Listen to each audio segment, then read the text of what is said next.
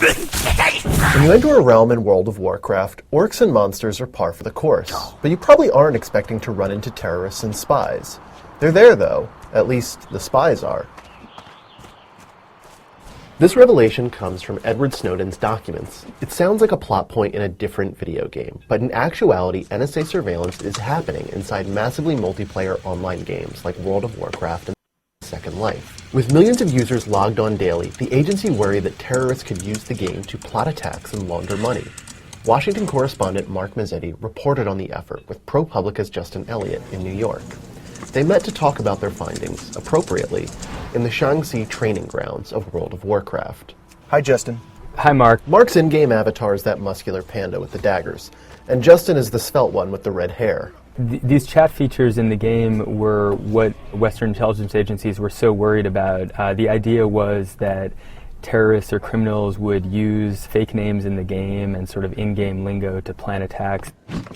There was actually one fictitious scenario presented at a conference in which players in the game were talking about casting a fire spell, but really they were talking about setting off a bomb outside the White House. Right, and I think it's important to note that there don't seem to be any big counterterrorism successes in these virtual worlds, partly because the intelligence agencies appear to have misjudged the threat that they pose. And I talked to a lot of experts asking whether these fears about terrorist attacks being planned in the games were ever borne out, and no one could come up with any, at least public examples of that happening. One of the concerns had been the fact that these games have virtual currencies. The idea was that it could be used to launder actually real-world money. That was at least the fear. But actually the money transactions in Second Life and World of Warcraft are one of the things that the companies monitor pretty closely because of the very concerns about of fraud. It's not exactly a secret that the proprietors of these games reserve the right to monitor conversations and transactions. You actually agree to it in that terms of service dialogue you likely clicked OK to without reading. When you think about it, it's not necessarily the best place for a secure discussion.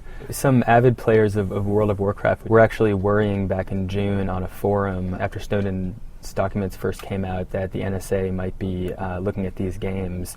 And so it turns out that we know from some of the Snowden documents that the NSA was collecting various types of data from World of Warcraft. The CIA and the FBI and GCHQ, which is the British counterpart of the NSA, were all operating inside Second Life. You wonder, walking around, whether other avatars, are they spies working for the CIA or GCHQ? At the end of the day, we really don't know how many people we encounter in virtual worlds are earnest gamers, possible spies, terrorists, or other procrastinating reporters. Although the concept of being anonymous while online is probably outdated, there's growing evidence that our interactions in virtual worlds are anything but private.